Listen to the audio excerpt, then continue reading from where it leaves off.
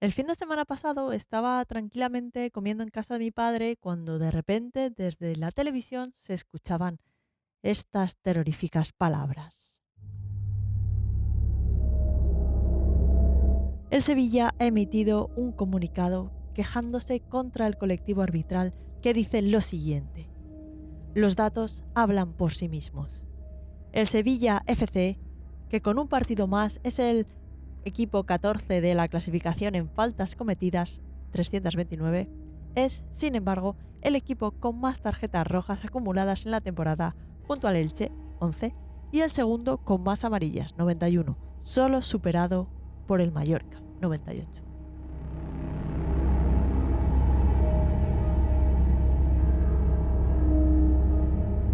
La verdad es que yo no sé nada de fútbol.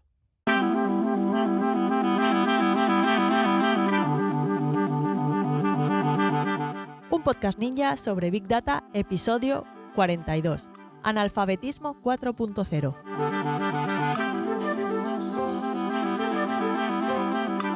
Muy buenos días y bienvenidos a un nuevo episodio de un podcast ninja sobre Big Data. El podcast en el que hablamos de analítica de datos, de machine learning, de inteligencia artificial y de todo lo relacionado con el Big Data y el mundo de los datos. En este podcast hablamos de Big Data de manera normal, alejándonos de las ideas de inteligencia artificial de las películas y tratamos estos temas con los pies en la tierra y con sentido del humor.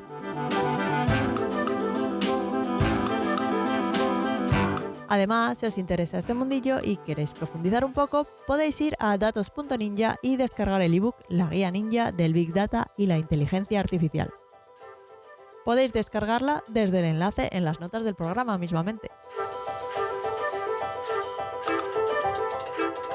Pues bien, en episodios anteriores hemos visto que todos llevamos un analista de datos dentro y también sabemos que con todos estos años de Internet pues tenemos una barra libre de datos.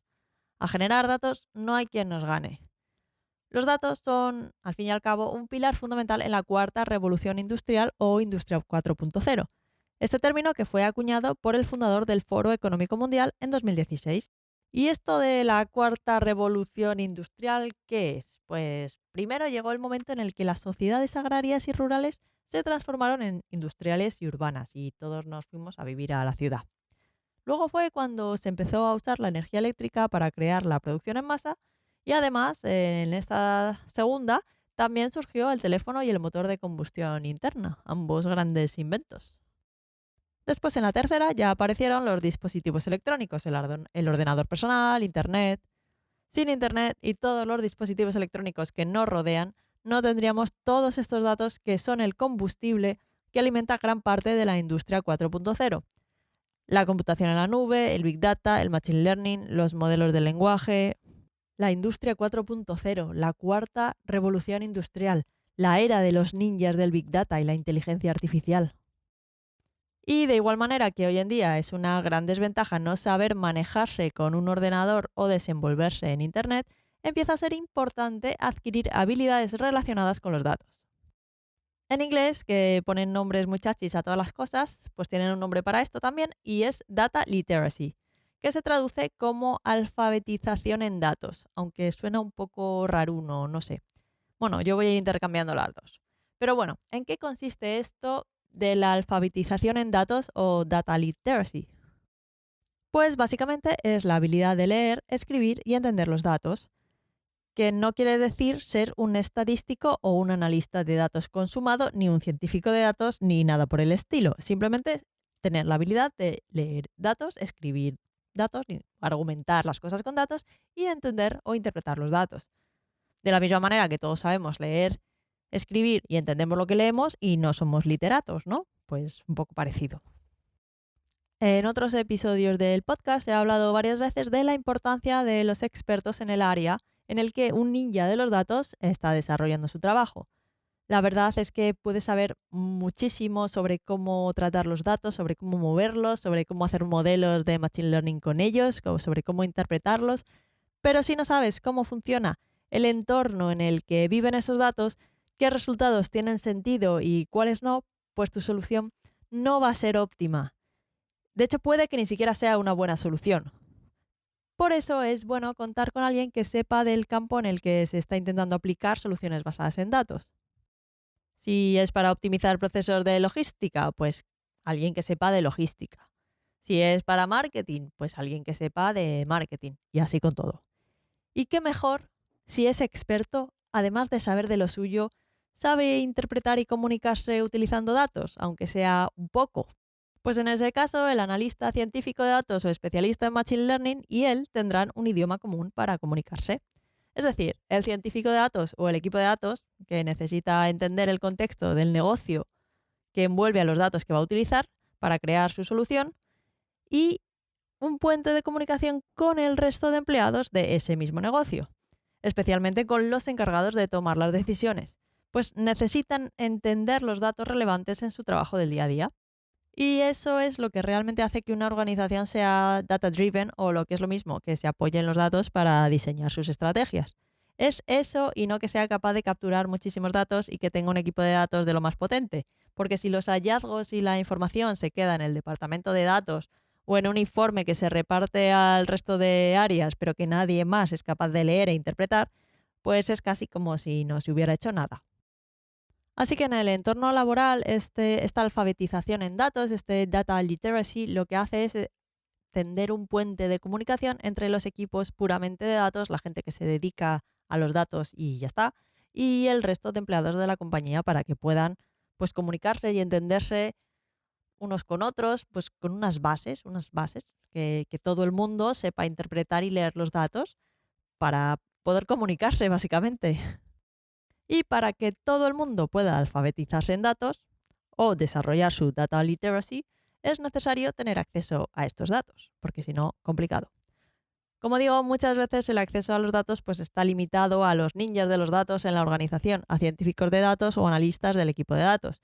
Y esta gente pues hace todo lo que necesita con sus datos y nadie más puede acceder a ellos. Muchas veces por miedo, porque alguien los puede borrar por accidente o acceder a algo que no debería, o hay que protegerlos al final, los datos. Y por eso muchas veces pues mejor que solo acceda a esta gente que sabe de datos y los demás pues ya se leerán el informe, sí eso.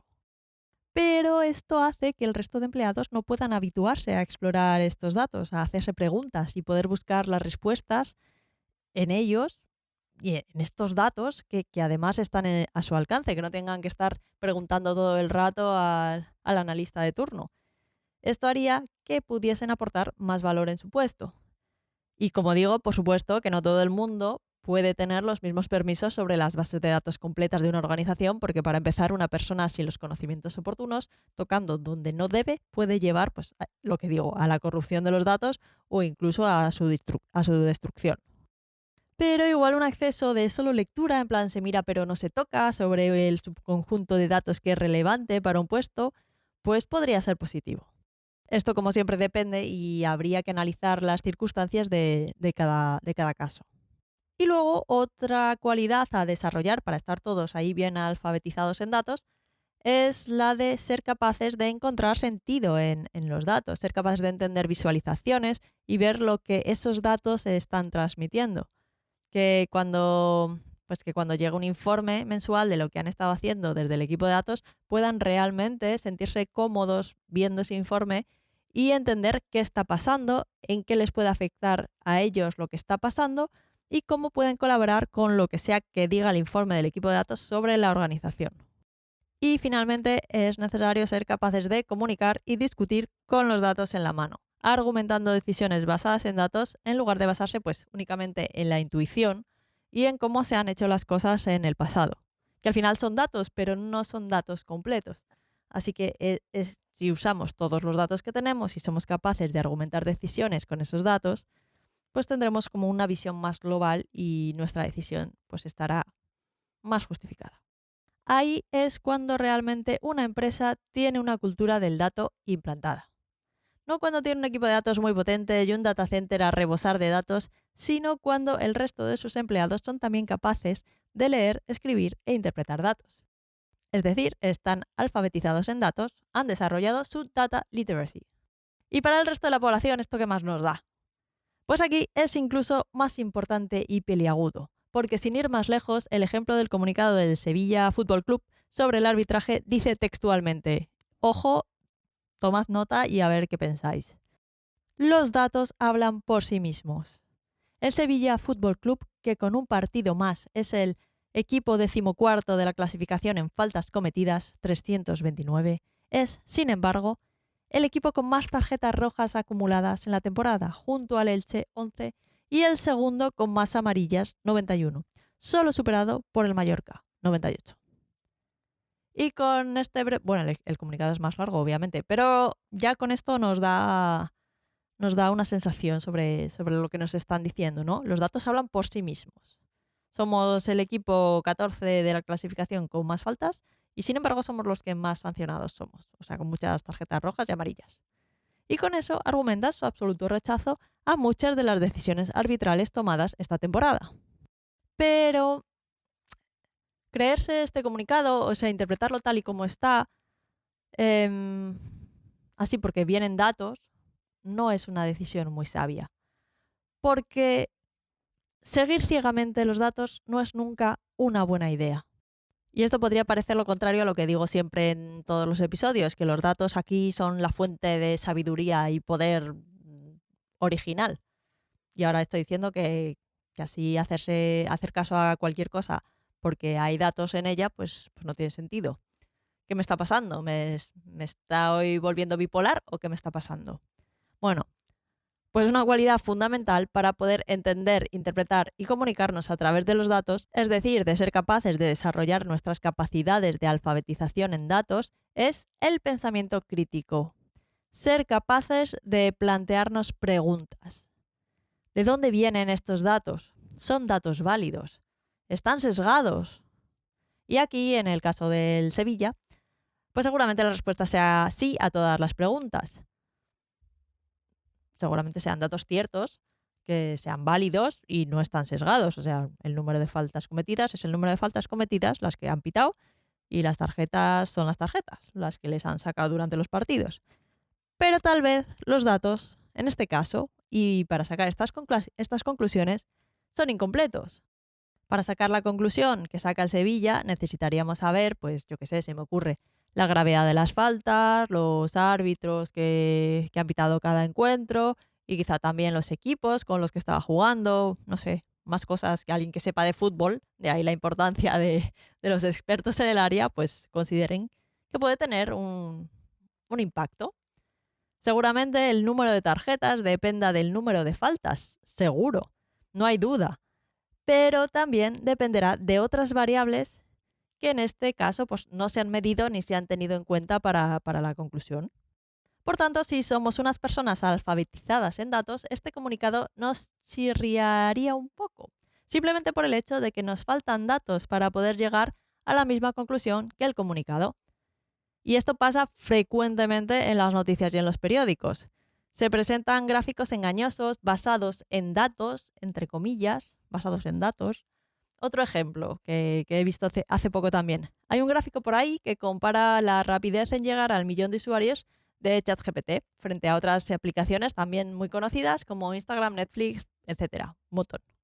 Os voy a dejar el gráfico en las notas del programa para que veáis de qué hablo. Bueno, pues como sabéis, a finales de 2022 se lanzó ChatGPT, que alcanzó el 1.000.000 de usuarios en la cifra récord de 5 días. Y lo comparan con Netflix, que tardó 3 años en alcanzar el 1.000.000 de usuarios. 3 años y medio, de hecho. Y aquí podría parecer que los de Netflix pues, son unos mataos. 3 años y medio han tardado frente a los 5 días que ha tardado ChatGPT. Los datos hablan por sí mismos. Pero Netflix se lanzó en 1999, no en 2022.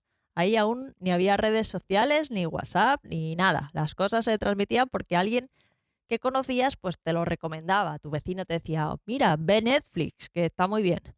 O porque veías un anuncio en la tele o en algún periódico o en alguna valla publicitaria. El alcance de un producto en 1999 y ahora pues no tiene nada que ver. Además, Netflix se lanzó solo en Estados Unidos y no a nivel mundial, y es un producto de pago. ChatGPT se lanzó en su versión gratuita que aún hoy sigue manteniendo. ¿Es comparable? Pues yo diría que no. ¿Nos dice algo concluyente esa gráfica? que por supuesto está basada en datos reales, pues es complicado comparar ambas situaciones. No es tan fácil como decir, no, es que Netflix tardó 3 años y medio y ChatGPT solo 5 días. Pero es que se crearon casi en mundos distintos. Así que es muy importante hacerse preguntas. La próxima vez que veáis conclusiones basadas en datos, no olvidéis haceros preguntas, en especial si es periodo electoral. Ahí se pueden usar los mismos datos para argumentar posiciones opuestas, y es muy importante saber leer e interpretar estos datos. Y eso es todo por hoy. Espero que os haya gustado el episodio y si es así y conocéis a alguien a quien le puede interesar, pues se lo compartís por WhatsApp. Porque compartir es vivir. Y no olvidéis dejar un me gusta y algún comentario en iVoox o una valoración de 5 estrellas del podcast en Apple Podcast, en Spotify, en Google Podcast o donde quiera que estéis escuchando esto.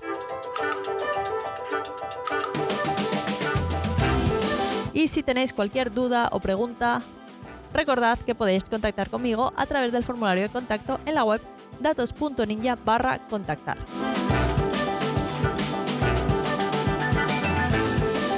Y nada, que muchas gracias por estar al otro lado una semana más y nos escuchamos en el próximo episodio de un podcast ninja sobre Big Data.